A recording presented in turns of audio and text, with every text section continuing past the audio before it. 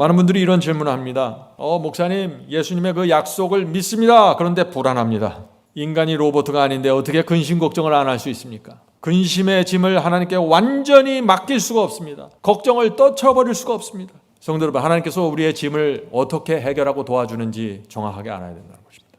성도 여러분, 제가 질문을 드립니다. 여러분도 한번 정직하게 대답해 보세요. 우리 인생의 근심 걱정을 왜 맡기지 못할까요? 주님께서 달라고 계속 얘기하시는데 우리가 왜 맡기지 못할까요? 반드시 우리가 대답을 얻어야 될 질문들입니다. 오늘 말씀을 통해서 우리 모두에게 지어져 있는 그 인생의 무거운 짐들이 떨어져 나가게 되길 제가 간절히 바랍니다.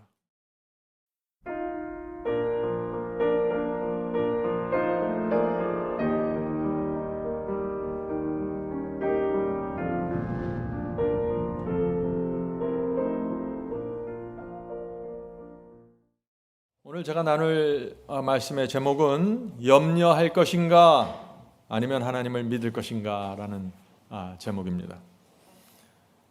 오늘 이 말씀은요, 지식이지만은 동시에 우리의 반드시 경험으로 이루어져야 될 그 말씀입니다.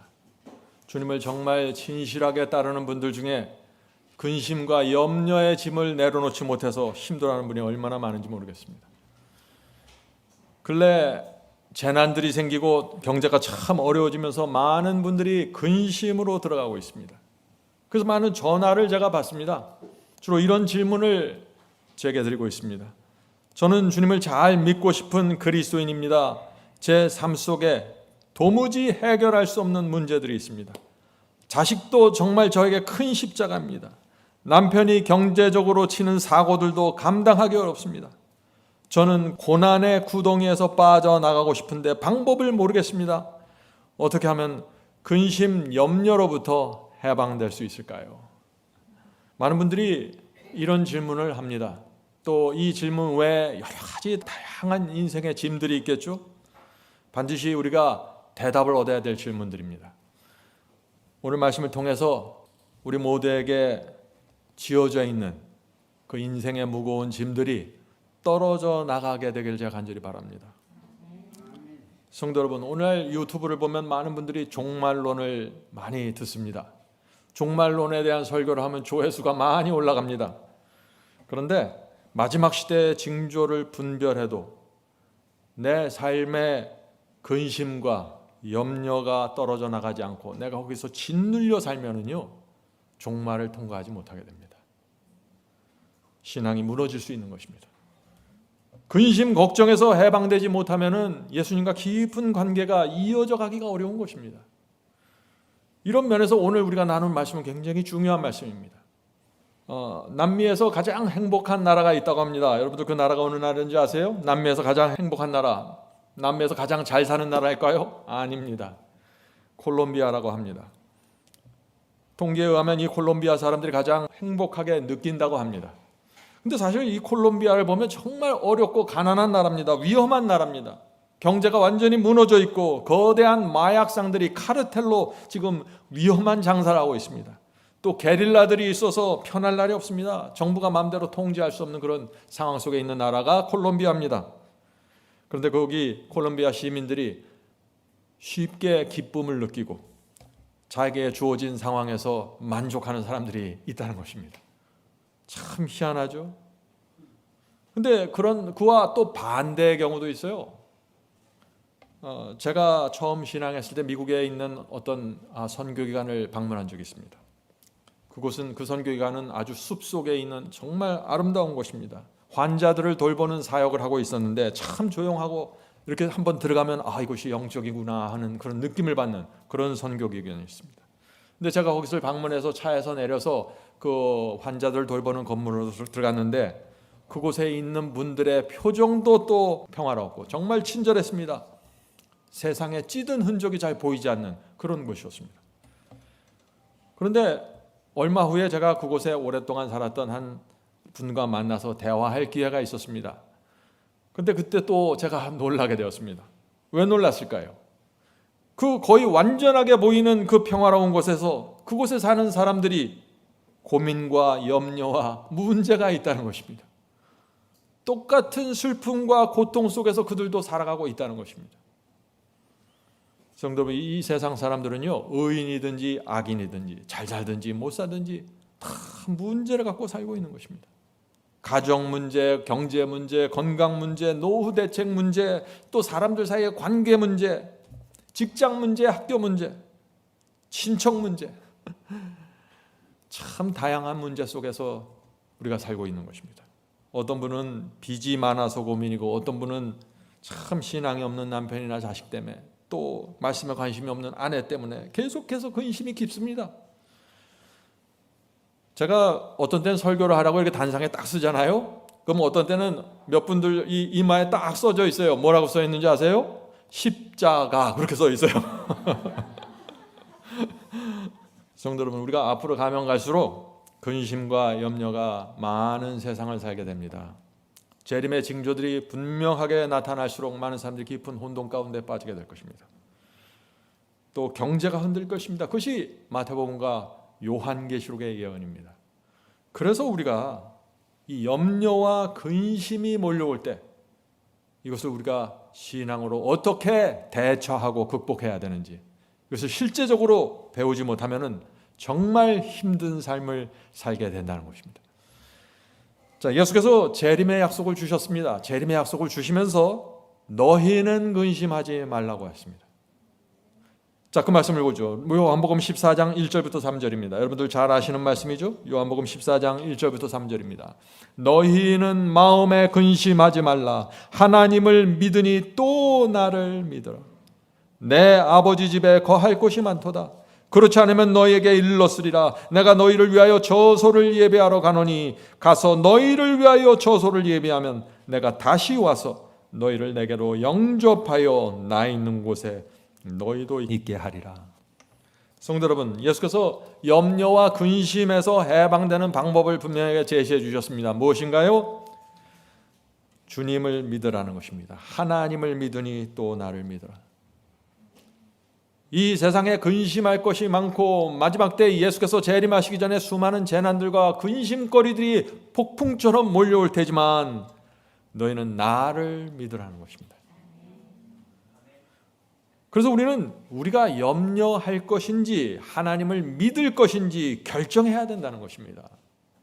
근심이 없고 염려가 없는 인생은 없어요. 그런데 어떤 사람들은 하나님을 믿음으로 근심에서 해방되고, 어떤 사람들은 하나님을 믿지만 계속해서 근심의 짐에 짓눌려서 산다는 것입니다. 그래서 오늘 우리가 드리는 말씀은 굉장히 중요한 말씀입니다. 자, 근심과 염려에 대해서 우리가 나눌 때 한 가지 생각해야 될 것이 있습니다. 먼저 선을 그려 놓아야 합니다. 무슨 뜻입니까? 이 근심거리가 내가 노력해서 해결될 수 있는 일인지 아닌지 결정해야 됩니다. 선을 그어야 됩니다. 내가 해서 될 일이면 걱정할 필요가 없어요. 내가 열심히 해서 그것을 해결하면 되니까. 그러나 열심히 노력해도 내 힘으로는 도무지 해결할 수 없는 일이다 생각이 되면 어떻게 돼요? 선을 그리고 그 선 밖에 있는 것들은 하나님께 맡겨야 된다는 것입니다. 성도 여러분, 잘 생각해 보세요. 우리가 근심 걱정하는 일들의 대부분은 선 밖에 있는 일들입니다. 선 밖에 있는 것들을 자꾸 끄집어 와서 계속 고민하고 걱정하고 왜 이렇습니까 하고 자꾸 기도하는 것이에요. 선 안에 있는 것은 내 의무고 내가 할 수 있으니까 해결하세요. 그러니까 내 힘과 내 노력으로 내 능력으로 할 수 없는 선 밖에 있는 일들은 주님께 맡기라는 것입니다. 그것이 바로 이 말씀의 의미입니다. 마태복음 11장 28절입니다. 마태복음 11장 28절. 수고하고 무거운 짐진 자들아 다 내게로 오라. 내가 너희를 쉬게 하리라. 선 밖에 있는 일들은 다 내게 맡기라는 것입니다. 그리고 내게 와서 편히 쉬라는 것입니다. 많은 분들이 이런 질문을 합니다. 자식 문제 주님께 맡겨야 하는데 맡길 수가 없습니다. 아무리 맡기겠다고 기도해도 자꾸 자식 생각만 하면 자꾸 걱정이 밀려옵니다. 어떻게 해야 됩니까? 그래서 주님께서 말씀하신 것입니다. 나를 믿어다오. 내가 짐을 맡아줄 테니 너희 짐을 넘겨다오. 이것이 주님의 말씀이에요. 성도 여러분, 제가 질문을 드립니다. 여러분도 한번 정직하게 대답해 보세요. 우리 인생의 근심 걱정을 왜 맡기지 못할까요? 주님께서 달라고 계속 얘기하시는데 우리가 왜 맡기지 못할까요? 제가 예를 들어서 이 문제를 좀 나누도록 하겠습니다. 제가 미국에 있을 때 저 한국에서 유학 온 어린 여학생을 저희 가정에서 돌본 적이 있습니다. 그런데 그 어린 여학생의 어머니가 근심 걱정이 많았겠죠. 그 어린 아이를 미국에 보내놨으니. 그래서 아침 저녁으로 딸에게 전화가 오는 것입니다. 무엇 먹었니? 어떻게 잤니? 아픈 데는 없니? 학교 공부 잘하니? 계속해서 불안해서 전화를 하는 것이에요. 우리에게 맡겼는데 맡기질 못하는 것입니다. 그러다가 몇 개월이 지나갑니다. 그러면서 이 어머니가 딸에게 전화하는 빈도가 점점 줄어들었어요. 그래서 나중에는 거의 전화를 안 했습니다, 이 어머니가. 근데 어느 날 그 어머니가 전화를 했는데 제가 받게 됐습니다. 그래서 제가 질문을 했습니다. 어머니, 왜 요즘은 따님에게 전화를 하지 않습니까? 그 어머니가 어떻게 대답했을까요? 저보다 더 잘 아이를 돌봐주시는데 제가 전화해서 챙길 필요가 무엇이 있겠습니까? 알아서 잘해주세요. 부탁드립니다. 성도 여러분, 하나님을 믿으면 짐을 맡길 수 있는 것입니다. 자꾸 전화해서 챙기질 않습니다. 너희는 마음에 근심하지 말라. 하나님을 믿으니 또 나를 믿어라. 이것이 이 말씀의 의미입니다. 왜 우리가 근심을 넘겨드리지 못할까요? 불안해서 그런 것입니다. 하나님께서 정말 나를 인도하고 지키시고 보호할 수 있는 능력이 있을까? 정말 그만한 힘이 있는 거야, 하나님께서? 정말 그만큼 나를 사랑하는 거야? 계속해서 하나님을 믿지 못하니까 짐을 더 넘겨드리지 못하는 거예요. 이것이 팩트예요. 이것이 사실이에요. 성도 여러분, 한 가지 우리가 좀 짚고 넘어가야 될 것이 있죠. 그것은 하나님께서 우리의 짐을 도와주시는데 어떻게, 짐을 받아주시는데 어떻게 받아주시는가 하는 문제입니다. 여기에 또 오해가 있는 분들이 있어요. 많은 분들이 이런 질문을 하죠. 제가 열심히 기도했는데 하나님께서 응답해 주지 않습니다. 이 짐을 해결하려고 기도하는데 응답하지 않는다는 것입니다. 내가 아내를 위해서 기도했고 남편을 위해서, 자녀를 위해서 기도했는데 전혀 상황이 달라지지 않습니다. 하나님께서 왜 제 짐을 가져가지 않습니까? 왜 응답하지 않으시나요? 정말 저 힘듭니다. 이런 생각을 하는 것입니다. 성도 여러분, 하나님께서 우리의 짐을 어떻게 해결하고 도와주는지 정확하게 알아야 된다는 것입니다. 하나님께서 히브리서 세 청년을 어떻게 도와주셨나요? 풀무불에 들어가지 못하게 풀무불을 막아버리고 도와주셨습니까? 아니죠. 풀무불 안에서 도와주셨습니다. 하나님께서 다니엘을 어떻게 도와주셨습니까? 사자굴에 떨어지지 못하게 사자굴을 막아버리고 다니엘을 도와주셨나요? 아니죠. 사자굴 안에서 지켜주셨습니다. 성도 여러분, 이것이 하나님께서 우리를 시련 속에서 도와주시는 방법입니다. 시련 밖으로 끌고 나와서 도와주는 것이 아니라 시련 안에서 함께 해주시고 위로하시고 힘을 주시면서 도와주신다는 것입니다. 이것이 마지막 시대를 통과하는 성도들이 반드시 배워야 될 경험입니다.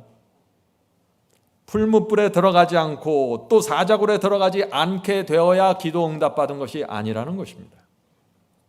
풀무불 안에서 하나님을 믿고 신뢰하는 마음을 받으면 그것이 기도 응답받은 것입니다. 사자굴 안에서 하나님을 신뢰하는 그 믿음을 내가 갖게 되었으면 그것이 기도 응답을 받게 된 것입니다. 이렇게 생각할 때 우리가 무엇을 기도해야 될지가 나타나게 되는 것이죠. 성도 여러분, 제가 다시 말씀드리지만은 근심거리, 고통거리 그 자체가 사라지지 않을 수도 있습니다. 장사가 안 되었는데 내가 기도했다고 갑자기 장사가 잘 되면서 근심, 걱정이 사라지는 것이 아니다 하는 것입니다. 장사가 안 되는데 내 마음에서 근심과 걱정이 사라질 수 있습니다. 어떻게 그럴 수 있을까요? 하나님의 최선을 믿기 때문입니다. 하나님께서 나를 위해서 결정해 놓으신 이 상황, 내가 믿음으로 받겠습니다. 저는 하나님의 사랑과 자비를 신뢰합니다. 이것이 근심과 두려움의 폭풍우 속에서 쉼을 얻는 비결입니다. 똑같이 고난과 시련을 통과하는 것 같지만 어떤 사람들은 완전한 쉼을 갖고 통과하게 된다는 것입니다.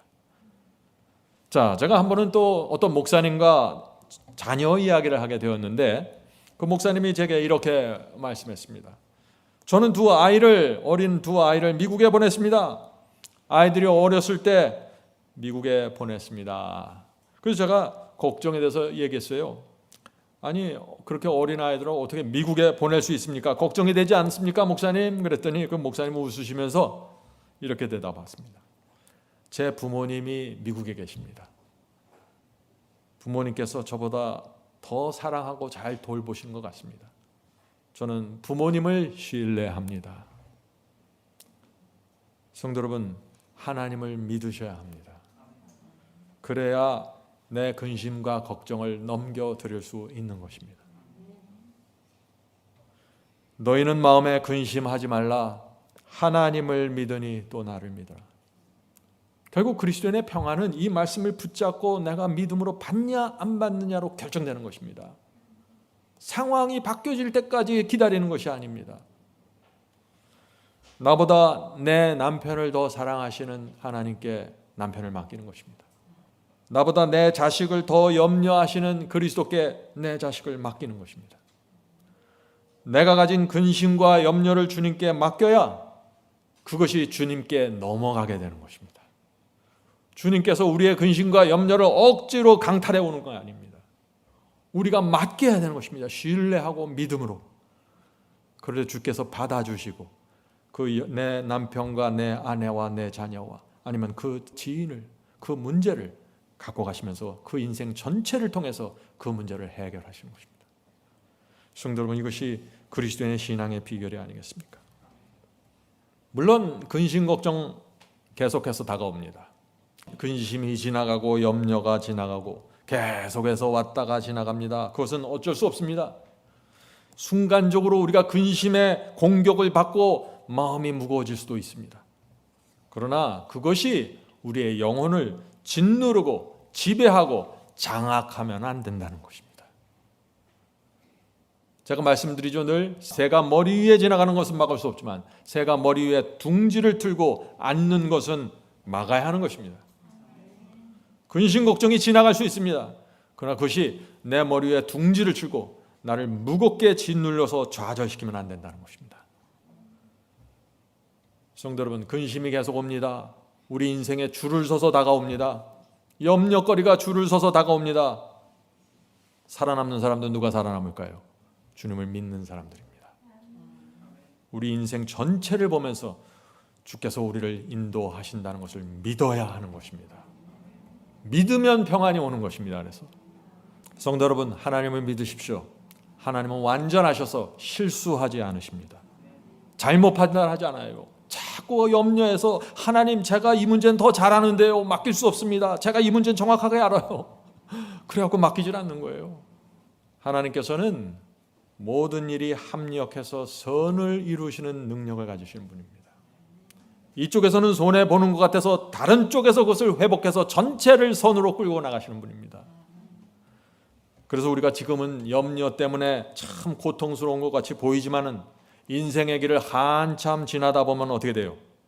언젠가 내가 지나온 그 시련을 생각하면서 주님, 그때 주님께서 그런 결정을 해주셔서 감사하네요.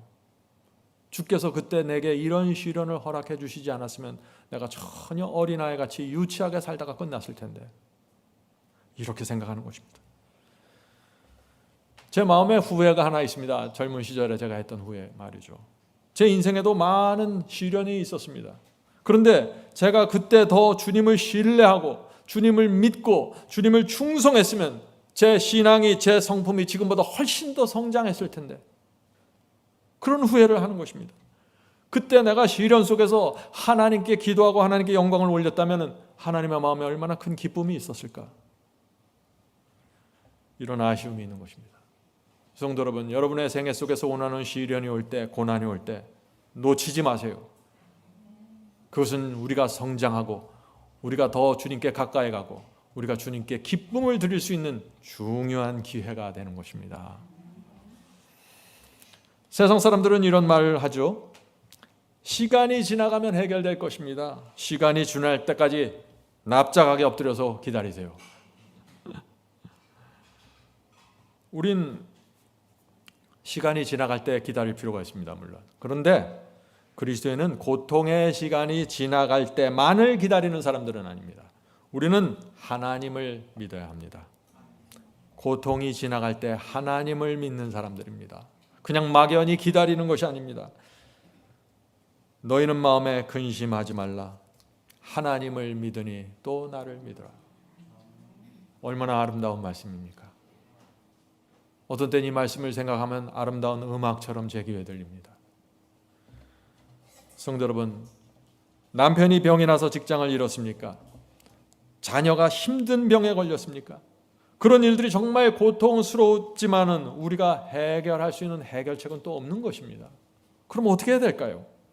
많은 분들이 그런 상황에서 발을 동동 구르면서 애를 태우죠. 하나님 어떻게 이럴 수 있습니까 나에게?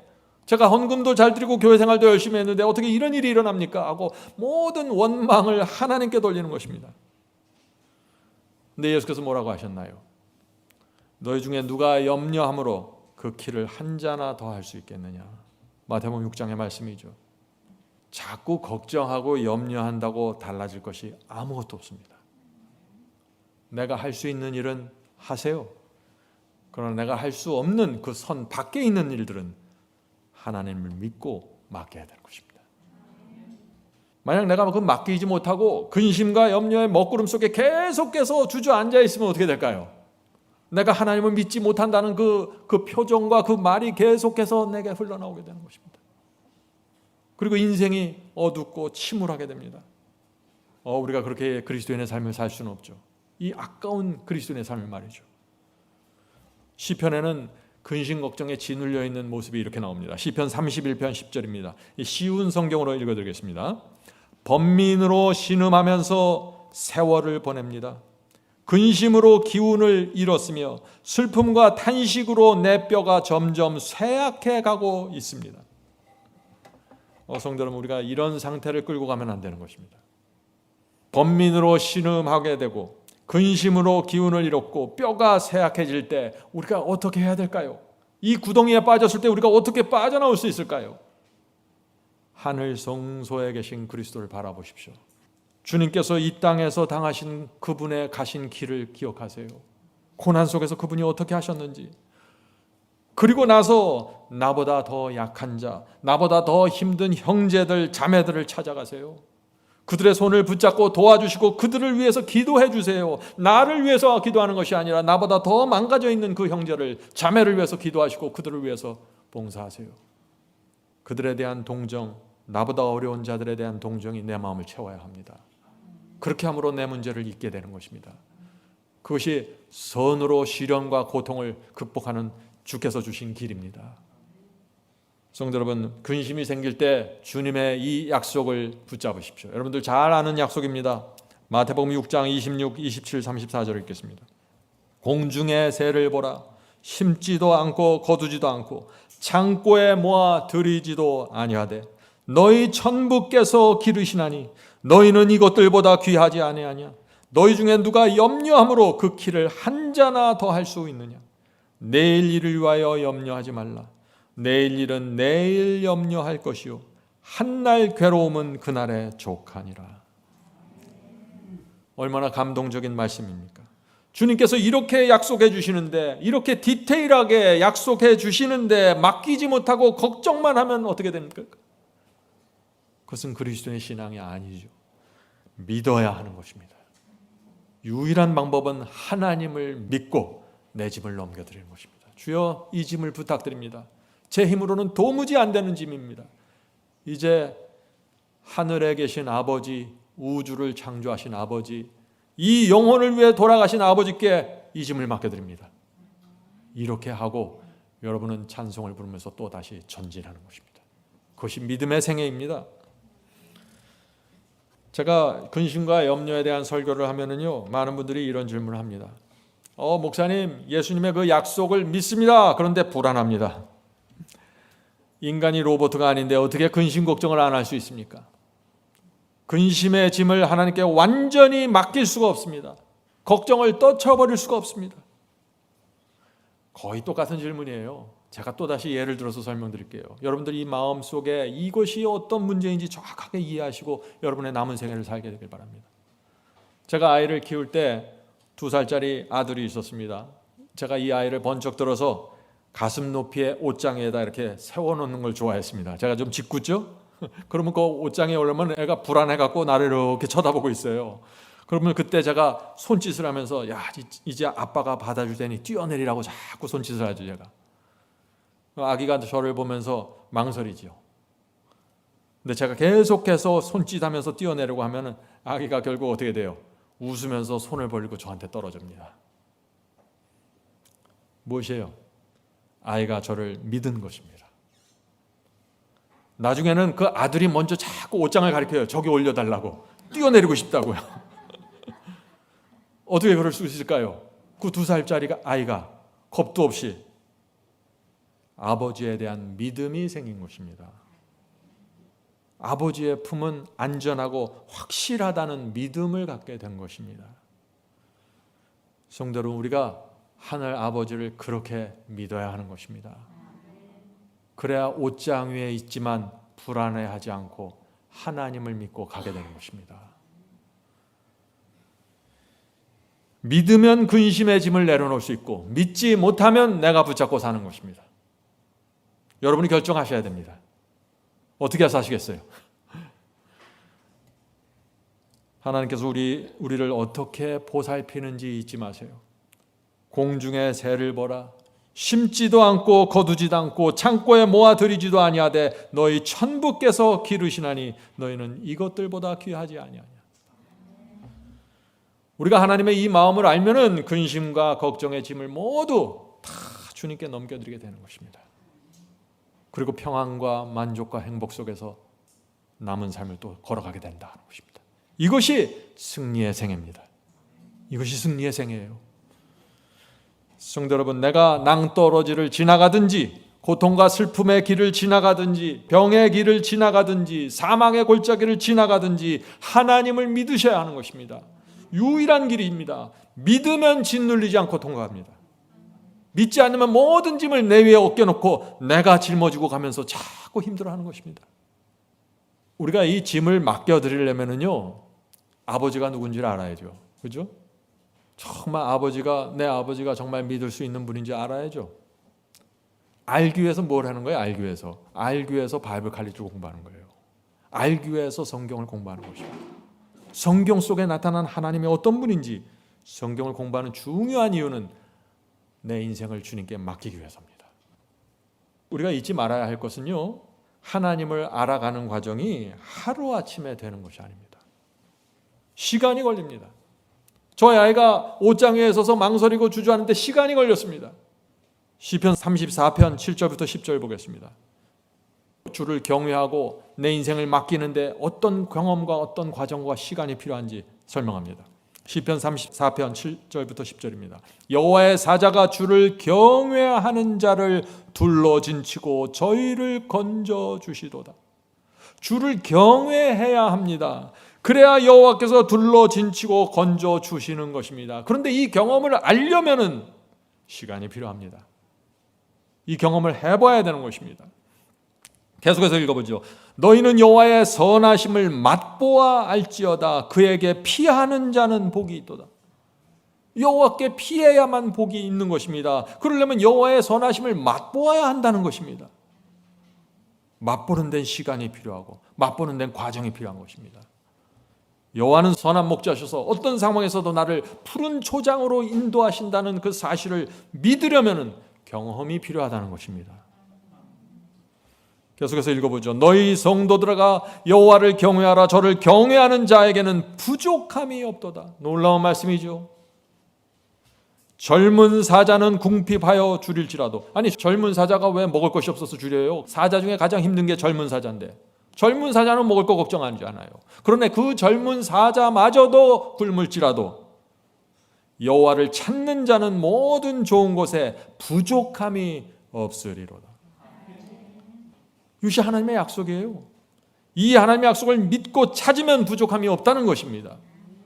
시편에 나오는 이 약속을 근데 붙잡으려면 어떻게 돼요? 짐을 맡기는 훈련을 하셔야 된다는 것이에요. 인생의 짐을 하나씩 맡기면서 맛을 보고 훈련해야 한다는 것입니다.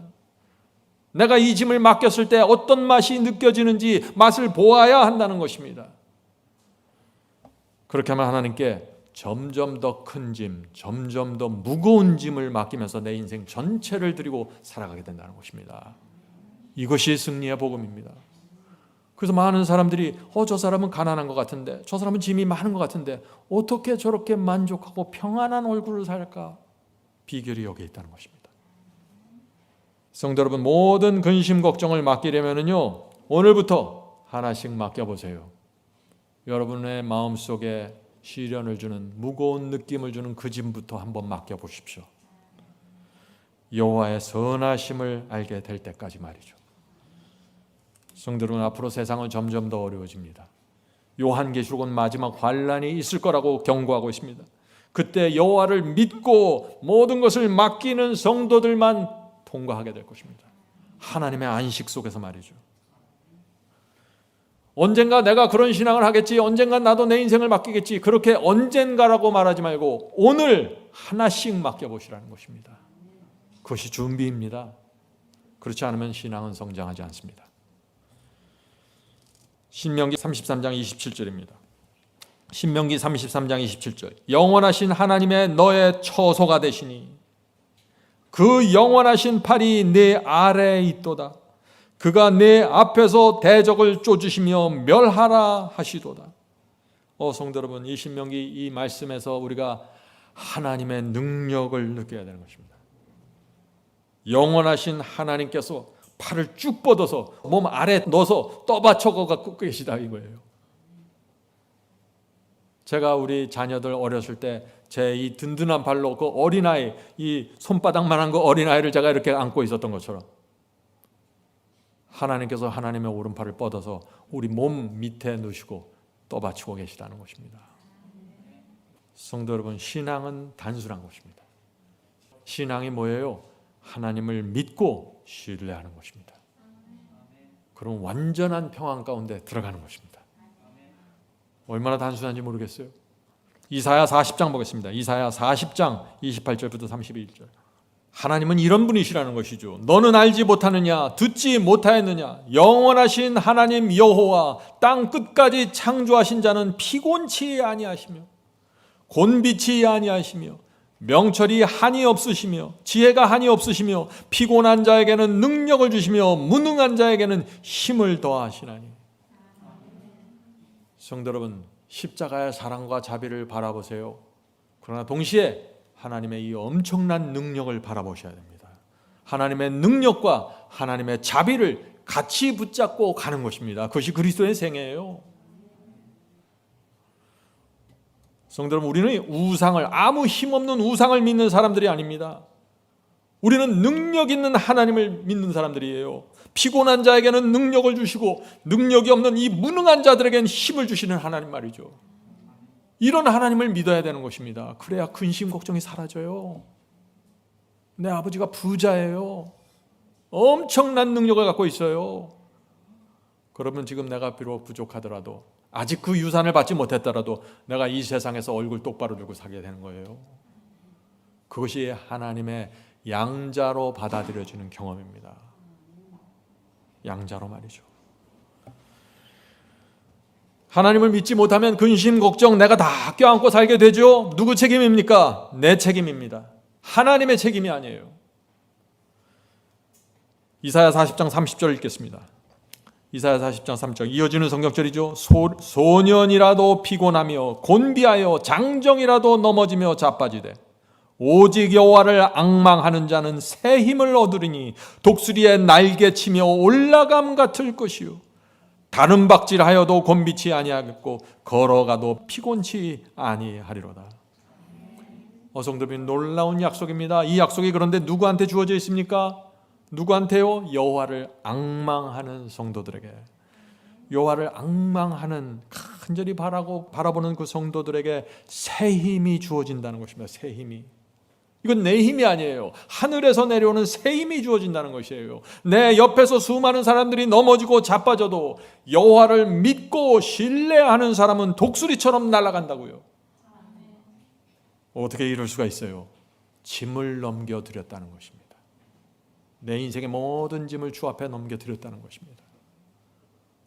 내가 이 시험에 떨어져도, 내가 이 직장에서 문제가 생겨도, 내 건강에 심각한 문제가 생겼어도 그 모든 짐을 주 앞에 맡긴다는 것입니다.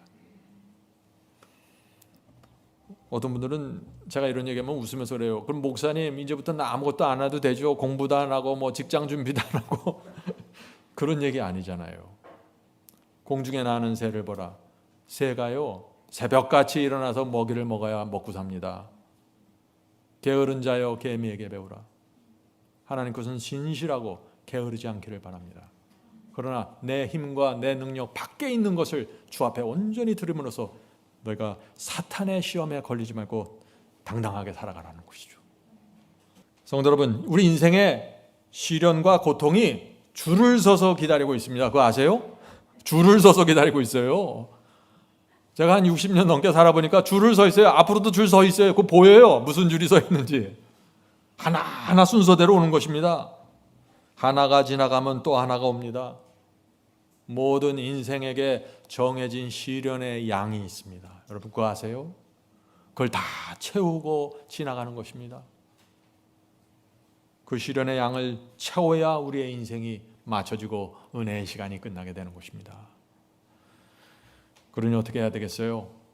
여호와를 믿고 신뢰하면서 시련이 올 때마다 새 힘을 받고 새 힘을 얻고 전진하는 것입니다. 그것이 그리스도인의 생애예요. 새 힘이 무엇입니까? 시련 속에 있을 때 성령께서 내게 오셔서 위로해 주시는 것입니다. 괜찮아. 네가 가는 길은 진리의 길이야. 좁은 길 정확해. 흔들리지 마. 새 힘입니다. 하나님의 말씀과 약속이 주는 용기를 받는 것입니다. 주여, 내가 이런 문제가, 내 인생에 이런 문제가 생기는데 내가 지금 진리를 정확하게 보면서 말씀을 붙잡고 가고 있습니다. 말씀 속에서 내 신앙을 확인하고 내가 가는 길을 확인하는 것입니다. 내가 진리 위에 있다는 것이 정확하게 확인이 되면 그 다음부터는 걱정할 것이 없어요. 자, 31절 보겠습니다. 이사야 40장 31절. 새 힘을 얻으리니 독수리 날개치며 올라감 같을 것이요 다른 박질하여도 곤비치 아니하겠고 걸어가도 피곤치 아니하리로다. 아멘. 성도 여러분, 잊지 마세요. 주님께서 우리를 바라보시는 눈과 주님께서 우리를 향한 마음은 항상 똑같습니다. 그것이 무엇일까요? 사랑과 구원과 평안입니다. 너 이거 불순종했으니까 너 좀 힘들 거야. 이게 아니에요. 어떤 상황에서도 사랑과 구원과 평안을 갖고 바라보신다 하는 것입니다. 주님의 모든 사역은 여기에 초점이 맞춰 있는 것입니다. 요한복음 17장 24절 보겠습니다. 요한복음 17장 24절. 아버지여 내게 주신 자도, 자, 아버지께서 내게 주신 자가 누구예요? 저와 여러분입니다. 주님을 믿는 성도들이죠. 아버지여 내게 주신 자도 나 있는 곳에 나와 함께 있어. 아버지께서 창세전부터 나를 사랑하심으로 내게 주신 나의 영광을 저희로 보게 하시기를 원하옵나이다. 성도 여러분, 주님의 소원이 무엇입니까? 주님의 목적이 무엇이에요? 우리를 하늘로 데려가서 주님과 함께 영원히 사는 것이 주님의 목적입니다.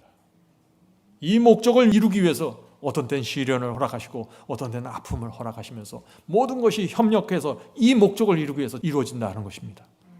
그래서 우리가 하나님을 믿고 짐을 넘겨드릴 수 있다는 것입니다. 성도 여러분, 모든 고통과 시련은요 지나가는 안개 같은 것들입니다.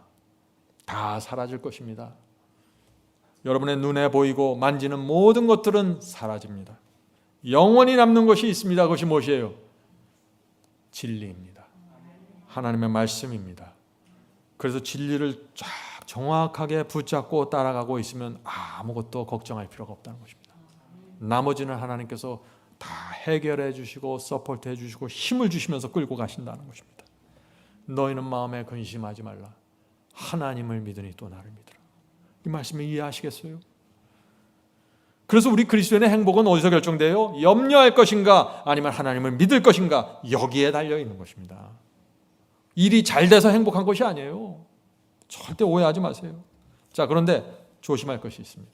욕심을 부리면 안 됩니다. 욕심을 부리다가 넘어지면 다칩니다. 아픕니다. 울게 됩니다. 고난당하게 됩니다. 야곱이 왜 길고 긴 세월 동안 남의 집 살이를 하면서 고통당했습니까? 아버지와 에서를 속인 거짓말과 욕심 때문에 그렇게 된 거예요.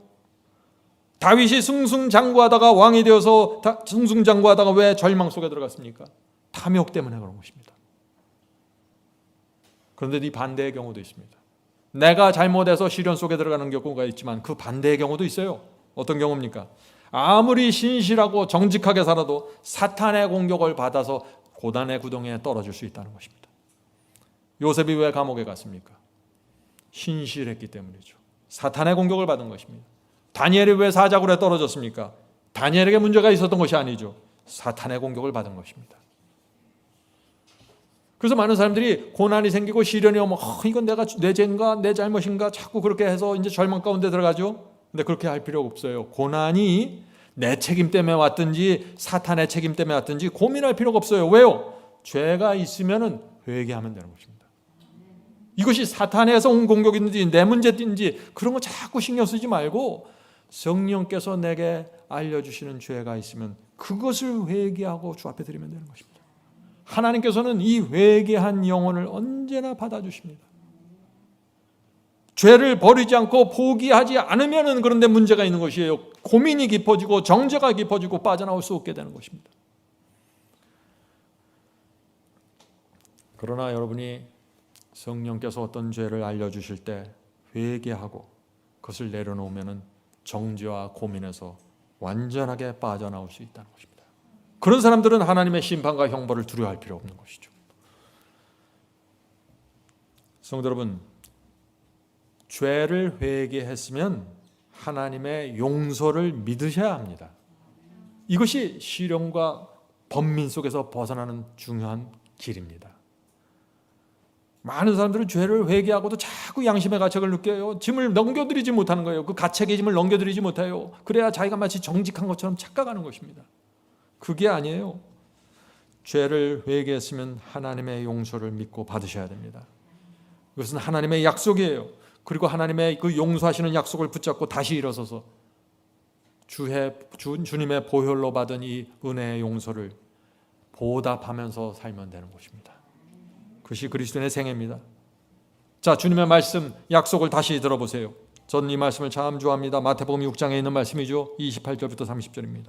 너희가 어찌 의복을 위하여 염려하느냐? 들의 백합화가 어떻게 자라는가 생각하여 보라. 수고도 아니하고 길쌈도 아니하니라. 그러나 내가 너에게 말하노니 솔로몬의 모든 영광으로도 입은 것이 이 꽃 하나만 같지 못하였느니라. 오늘 있다가 내일 아궁이에 던지는 들풀도 하나님이 이렇게 입히시거든 하물며 너희일까 보냐.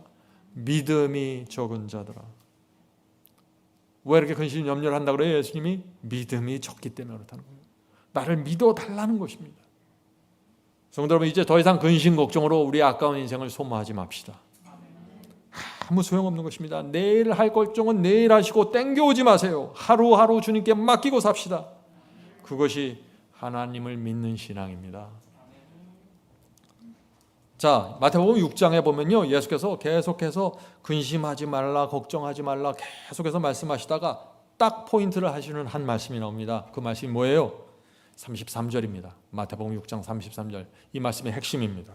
너희는 먼저 그의 나라와 그의 의를 구하라. 그의 의, 그리스도의 의를 구하라는 것입니다. 그의 의를 구하라. 그리하면 이 모든 것을 너희에게 더하시리라. 마태복음 6장에 나오는 모든 약속을 너희에게 더해 주겠다는 것입니다. 어떻게 하면은요? 그의 의를 구하라. 그리스도의 의를 구하라. 근심과 염려가 오시나요? 그의 의를 구하십시오. 이렇게 얘기하는 거예요, 예수께서. 자, 이 말씀이 무슨 뜻입니까? 그리스도의 의를 구하면 어떻게 모든 것이 채워지면서 근심과 걱정이 사라지게 될까요? 중요한 질문입니다. 오늘 설교의 중심 주제가 바로 이것입니다. 그리스도의 의가 무엇인가요? 그리스도의 의는 흰옷이고 그리스도의 의는 칭의이고 그리스도의 의는 회개이고 죄 사함입니다. 이 경험이 무엇인데 그리스도의 의를 구하기만 하면 모든 것들이 채워지면서 근심과 걱정이 사라지게 될까요? 성도 여러분, 이 질문에 대답할 수 있으면은 여러분 인생의 모든 근심과 염려에서 완전히 해방시키는 열쇠를 받는 것입니다. 이 말씀을 집중해서 들어보실 가치가 있나요? 그렇습니다. 반드시 알아야 될 말씀입니다. 자, 그리스도의 의를 받는 경험. 로마서 5장 1절에 믿음으로 의롭게 되는 경험이 무엇인지 설명합니다. 로마서 5장 1절입니다. 그러므로 우리가 믿음으로 의롭다 하심을 얻었은즉, 자, 그리스도의 의의 옷, 흰 옷을 입게 되었다 하는 것입니다. 믿음으로 의롭다 하심을 얻었은즉 우리 주 예수 그리스도로 말미암아 하나님으로 더불어 화평을 누리자. 자, 믿음으로 이 그리스도의 의를 받으면 어떻게 된다고 했어요? 하나님과 화평을 누린다고 했습니다. 다시 말해서 그리스도의 의를 받으면 하나님과 화평하게 되면서 인생의 모든 근심과 염려가 사라지게 된다는 말입니다. 이것이 어떤 경험일까요? 그리스도의 의의 옷을 입는 경험, 어떤 경험입니까? 다시 말씀드립니다. 제가 그리스도의 의, 흰옷, 의롭다 하심이라는 질문을 하면 뭐를 생각하라 그랬었죠? 세 사람을 생각하라 그랬죠. 누구예요? 탕자, 삭개오, 막달라 마리아. 어떤 논리와 어떤 이론을 생각하는 게 아니라 사람을 생각하는 것입니다. 그 사람들이 어떤 경험을 했나 들여다보는 것이, 그것이 믿음으로 말미암아 의롭게 되는 것이니까. 이해가 되시겠죠? 그래서 제가 오늘 이 시간에 당자를 설명드리겠습니다. 당자가 어떤 경험을 했는지. 당자는 모든 것을 잃어버렸습니다. 아버지를 배신하고 대적하고 유산을 받아 떠났는데 모든 것을 잃어버렸어요. 그리고 결국 어떻게 됐어요? 악한 친구들을 만나고 망하고 결국 돼지 우리 안에 들어가서 쥐엄나무 열매를 먹는데 그것도 배가 고픕니다. 참담한 것입니다. 탕자는 이 돼지 우리의 참담함 속에 있어서 양심의 가책을 느끼기 시작합니다. 내가 그때 그랬으면 안 되는데, 내가 아버지에게 그렇게 등지고 배신했으면 안 되는데, 너무 괴로웠습니다. 아버지 곁을 떠나서 내가 아버지께서 주시는 율법과 가르침을 떠나서 한번 세상에 나가서 멋지게 좀 살아보려고 했는데 망했습니다. 온갖 근심 걱정, 인생의 짐들이 몰려왔습니다. 먹구름이 몰려왔습니다. 빠져나갈 수 없는 먹구름입니다. 그런데 그런 상황에서 당자가 누굴 생각했어요? 아버지를 생각하게 되는 것입니다. 성도 여러분, 이것이 믿음으로 말미암는 후의 첫걸음입니다. 여러분의 인생의 짐에 눌려 있을 때, 참담함을 느낄 때 하늘 아버지를 생각하시는 것입니다. 그리스도의 의를 구하는 첫 번째 단계입니다. 탕자는 아버지의 사랑을 기억하고 아버지께 돌아가기로 결정합니다. 내가 너무나 악한 죄를 범했지만 내가 아는 그 아버지는 나를 용서해 줄 거야. 이런 믿음이 생기는 것입니다. 탕자는 아버지께 돌아와서 아버지 앞에 무릎을 꿇습니다. 아버지의 마음을 아프게 했던 모든 죄를 고백하고 회개합니다. 자신의 양심을 괴롭혔던 모든 죄를 아버지 앞에 고백하고 아버지 입에서 나오는 내가 너를 용서해 준다는 그 한마디의 말씀을 붙잡고 완전한 평안 가운데 들어가는 것입니다. 왜냐하면 아버지는 말씀하시는 진심의 마음을 이 아들은 알기 때문이죠. 아버지는 이 아들을 불쌍히 여기고 품어주면서 깨끗하게 씻겨주고 의의 옷, 새 옷을 입혀주었습니다. 이것을 칭의라고 말하는 것입니다. 그리스도의 의의 옷을 받았다고 말하는 것입니다. 성도 여러분, 하나님의 그 용서, 하나님의 용서를 받기 원하십니까? 탕자의 기도를 드려야 되는 것입니다. 탕자의 기도. 그 기도는 이런 것입니다. 주여, 이 죄인을 용서해 주시옵소서. 성령께서 알려주시는 대로 제가 모든 죄를 내려놓겠습니다. 제 잘못과 죄를 알려주시기만 하면 고집하지 않겠습니다. 주님의 보혈을 의지해서 용서를 구하오니 저를 사하여 주시옵소서. 여러분이 이런 기도를 진심으로 드렸다면 하나님께서 용서해 주십니다. 하나님의 용서는 100%입니다. 그것을 믿음으로 받는 것입니다. 많은 사람들이 용서해달라는 기도를 드리고 믿질 않아요. 그래서 혼자 계속 고민하는 것입니다. 짐을 넘겨드리지 못하는 거예요. 여러분의 온 마음의 진심으로 죄사함을 위해 기도했으면 믿음으로 받는 것입니다. 거기엔 하나님의 약속이 있습니다. 이 약속을 믿으면 평안으로 들어가는 것입니다. 그래서 진심으로 회개한 사람은요, 더 이상 가책에서 시달릴 필요가 없어요. 과거에 범한 죄가 생각날 수 있습니다. 그러나 가책 속에 머물러 있지 않게 되는 것이죠. 성도 여러분, 저와 여러분을 용서하기 위해서 예수께서 피를 흘리고 십자가에서 돌아가신 것입니다. 화목제물로 바쳐주셨어요. 그러므로 우리가 예수님의 피를 붙잡고 죄 사함을 받으면은 하나님과 화평을 누리고 완전한 가척에서 완전히 벗어나는 것이 주님의 뜻이에요. 받으셔야 합니다. 그것이 그리스도의 의의 옷을 입는 경험입니다. 집에 돌아온 당저가 어떻게 했습니까? 당자는 아버지께 몸을 던져서 안겼습니다. 놀라운 화평을 누리게 됩니다. 전에는 아버지께서 주시는 말씀과 율법과 계명이 듣기 싫었는데 무거웠습니다. 그런데 이제는 아버지의 뜻대로 사는 것이 전혀 무겁지 않게 느껴지는 것입니다. 너무 당연합니다. 아버지 말씀만 하옵소서, 제가 여기 있습니다. 이제 남은 생에는 아버지의 기쁨을 위해서 살겠습니다. 저를 다시 받아주신 아버지의 은혜가 너무나 큽니다. 어떤 일이 생긴 거죠? 당자의 마음에 변화가 생긴 것입니다. 의의 옷이 입혀지면서 새 마음을 받은 것입니다. 아버지를 떠났을 때의 마음하고는 전혀 다른 것입니다. 이제 질문을 드립니다. 당자는 회개하고 아버지께 돌아갔을 때 의의 옷을 입었습니다. 의의 옷을 입은 당자가 여전히 근심, 걱정의 짐에 눌리면서 살았을까요? 아버지께 새 옷을 받고 새 마음을 받았는데 여전히 대지우리에 있을 때 그랬던 참혹한 고통과 가책을 갖고 살았을까요? 아니라는 것입니다. 그리스도의 의의 옷을 입고 하나님과 화평을 누리면 모든 것이 채워져 버리는 것입니다. 먼저 그 나라와 그 의를 구하라. 그러면 이 모든 것을 너에게 채워주리라. 그리스도의 의의 옷을 입는 순간 어떻게 돼요? 모든 것이 채워지면서 근심과 걱정에서 해방돼 버리는 것입니다. 왜요? 내가 아버지 집에 같이 살고 있잖아요. 이 세상 자녀들도요, 아버지 옆에서 전전긍긍하면서 불안하게 살지 않아요. 저희 아이들이 제 집에 있을 때 전전긍긍하면서 아버지 제가 어떻게 할까요? 막 걱정하면서 살지 않았어요. 그것이 아버지와 함께 사는 자녀들의 모습입니다. 하물며 우리를 위해서 모든 것을 주신 하늘 아버지가 함께 사는데 우리가 근심과 걱정에서 해방되지 않는다. 뭔가 문제가 있는 거 아니에요? 심각한 문제가 있는 것입니다. 너희는 먼저 그의 나라와 그의 의를 구하라. 그리하면 이 모든 것을 너희에게 더해 주리라. 이 경험으로 들어갈 수 있는 성도들이 되어야 한다는 것입니다. 성도 여러분, 아버지의 사랑을 잊지 마세요. 회개하고 아버지께 돌아가야 합니다. 회개하고 돌아온 자녀는 아버지가 모든 것을 책임진다는 사실을 믿어야 합니다. 그래야 평강 속으로 들어가는 것입니다. 오해하지 마세요. 다시 말씀드립니다. 의의 옷을 입는다고 해서 시련과 고통이 갑자기 사라지는 건 아니라고 했죠. 갑자기 사업이 잘 되고 갑자기 자녀들이 공부 잘하고 그런 일이 생기는 게 아니라 시련들이 여전히 있고 문제들이 있지만 더 이상 그런 문제들이 내 영혼을 짓누르고 압박할 수 없다는 것입니다. 이것이 승리입니다.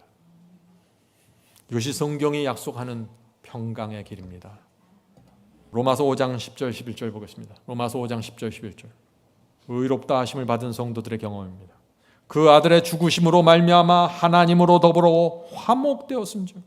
하나님으로 계속해서 화목해야 된다는 얘기가 나오죠. 이제 우리로 화목을 얻게 하신 우리 예수 그리스도로 말미암아 하나님 안에서 또한 즐거워하느니라.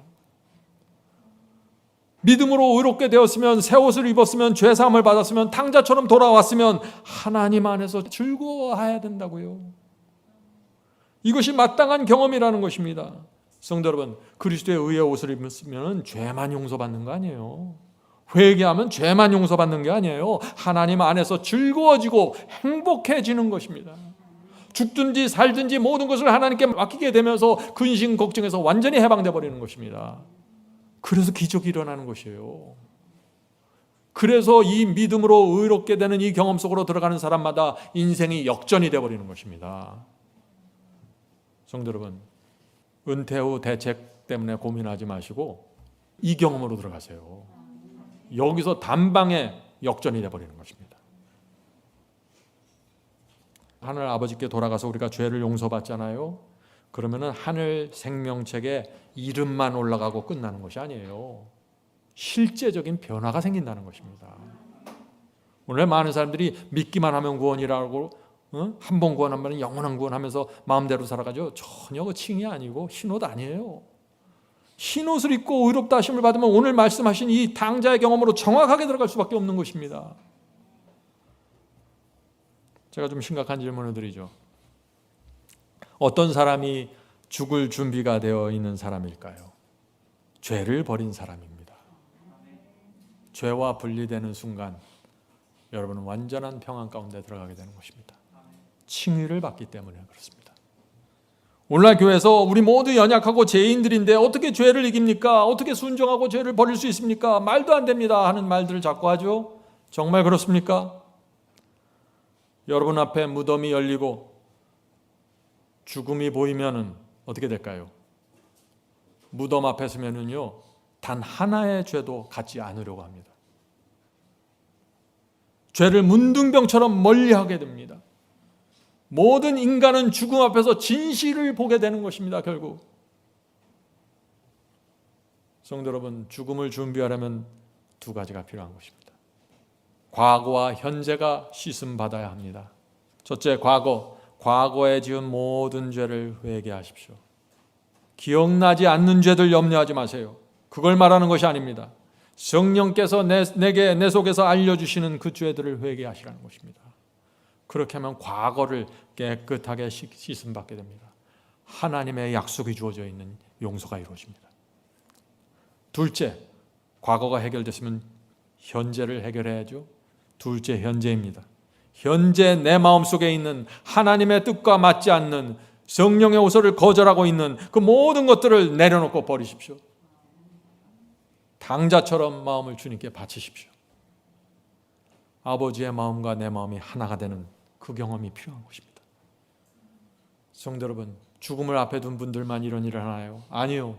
건강한 사람들도 날마다 이 두 가지의 경험을 해야 하는 것입니다.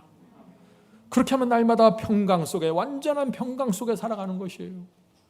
사망의 권세를 이기고 죽음에 대한 두려움이 사라지는 것은 이 두 가지 신앙이 내 속에 들어와 버리면 완전히 그렇게 되는 것입니다. 오늘 많은 사람들이 칭의를 말하고 용서를 말하죠. 그런데 한 가지 말하지 않는 것이 있습니다. 새 마음을 받는 경험을 말하지 않아요. 저는 칭의에 대한 가장 정확한 설명을 이 글이라고 생각합니다. 제가 이 글을 그래서 여러분께 소개해드리고 싶습니다. 예수께 가는 길 62페이지입니다. 만일 그대가 그대 자신을 그분께 바치고 주님께 바치고 그분을 자신의 구세주로 받아들이면, 지금 이게 칭의의 경험, 흰옷 입는 경험을 말하는 것이에요. 그분을 자신의 구세주로 받아들이면 그때 그대의 생애가 그때까지 아무리 죄로 가득했다고 할지라도 그대를 의롭다고 간주해 주실 것이다. 탕자가 아버지를 떠나서 얼마나 더러운 생애를 살았습니까? 끔찍한 생애를 살았어요. 그런데 아버지께 돌아와서 회개하고 자신의 생애를 다 맡기는 한 아버지께서 의롭다고 간주해 주는 것입니다. 덮어주시는 것입니다. 왜요? 회개했으니까, 고백했으니까. 계속해서 읽어보죠. 그대를 의롭다고 간주해 주실 것이다. 그리스도의 성품은 그대의 성품을 대신하고 그대는 하나님 앞에 죄 지은 일이 없는 사람처럼 간합된다. 이것이 은혜예요. 죄를 많이 졌습니다. 인생의 머리털보다 많은 죄를 졌습니다. 그런데 아버지께 돌아와서 당자의 심령으로 무릎 꿇고 아버지의 자비를 바라보는 순간 한 번도 죄를 지지 않은 것처럼 아버지께서 받아주신다고요. 이것이 칭의입니다. 그래서 이 칭의를 받은 사람은 놀라운 감동 속으로 들어갈 수밖에 없는 거예요. 내가 범한 죄는 사형죄입니다. 사형에 처하는 죄예요. 단 하나의 죄도 사형을 받아야 끝나는 죄입니다. 그래서 그리스도의 십자가의 보혈이 아니면 도무지 용서가 안 되는 죄들이에요. 그런데 내가 그리스도의 보혈을 붙잡고 주 앞에 나가서 죄 사함을 받을 때 아버지께서 단 한 번도 죄 지은 일이 없는 것처럼 받아주신다고요. 그런데 거기서 끝나는 것이 아니라는 것입니다. 반드시 용서받은 자의 마음속에 놀라운 변화가 생긴다는 것이죠. 계속해서 읽겠습니다. 그뿐 아니라 그리스도는 그대의 마음을 변화시켜 주신다. 믿음으로 그리스도가 그대의 마음속에 거하시는 것이다. 성도 여러분, 믿음으로 얻는 이 칭의의 경험 무엇입니까? 흰옷 얻는 경험이 무엇입니까? 죄 사함을 받을 때 내 마음속에 놀라운 변화가 생기는 것입니다. 이제부터는 아버지의 말씀대로 살고 싶습니다. 아버지 주께서 주시는 계명과 말씀이 가장 안전하고 내게 복되다는 사실을 내가 깨닫게 되었습니다. 저는 이제 더 이상 아버지 밖으로 나가고 싶지 않습니다. 새 마음을 받는 것입니다. 이것이 용서이고 은혜로 구원받는 사람의 태도라 하는 것입니다. 그때부터 주님께서 우리 마음에 거하신다 하는 것입니다. 다시 한번 읽어보죠. 그대는 하나님 앞에 죄 지은 일이 없는 사람처럼 간합된다. 그뿐 아니라 그리스도는 그대의 마음을 변화시켜 주신다. 믿음으로 말미암아 그리스도가 그대의 마음속에 거하시게 된다. 얼마나 분명합니까? 칭의 받을 때, 죄 사함 받을 때 주께서 우리 마음에 거하시게 된다고요. 그래서 성화가 가능해지는 것입니다. 이해하시겠어요? 나를 부인하고 십자가를 지는 이 성화의 길이 가능해지는 것이에요. 누구에게요? 아무에게나요? 아니요. 칭의를 받은 사람에게. 성도 여러분, 칭의, 죄사함 이거 대충 받고 엉터리로 받으면요 성화 어떻게 해요? 억지로 하게 되는 것입니다. 내 힘으로, 내 의지로, 내 노력으로 하다가 다 무너지고 쓰러지고 안 됩니다. 이렇게 하는 거예요. 어디에 문제가 생겼습니까? 칭의에 문제가 생긴 것입니다. 죄사함을 받고 탕자의 심령을 받지 못했습니다. 근심 걱정으로부터 해방되는 경험이 없는 것입니다. 잘 들어보세요. 탕자가 집에 들어와서 회개하고 아버지 품에 안겼을 때 어떤 변화가 생겼다고요? 새 마음을 받는 것입니다. 엄청난 죄를 용서받았어요. 사형을 탕감받은 것입니다. 맹숭맹숭할 수 없는 상태입니다. 이 상태는 새로운 생각이 생깁니다. 새로운 충동을 갖게 됩니다. 새로운 계획을 갖게 됩니다. 인생에 대한 새로운 계획과 목적을 갖고 살게 됩니다. 새 마음을 받은 것입니다. 그래서 성화가 가능하다는 것입니다. 남은 평생 동안 아버지의 은혜와 아버지의 자비에 감사하면서 충성하면서 살겠다는 의지가 충천해지는 것입니다. 이것이 믿음으로 말미암아 의롭게 되는 경험입니다. 그래서 이 칭의를 받으면 돼지우리에 있을 때 하던 그 근심 걱정하지 않게 된다는 것입니다. 로마서 11장 33, 34절 읽고 마치겠습니다. 로마서 11장 33절 34절 바울의 말씀입니다. 깊도다 하나님의 지혜와 지식에 부요하며 그의 판단은 측량지 못할 것이며 그의 길은 찾지 못할 것이로다.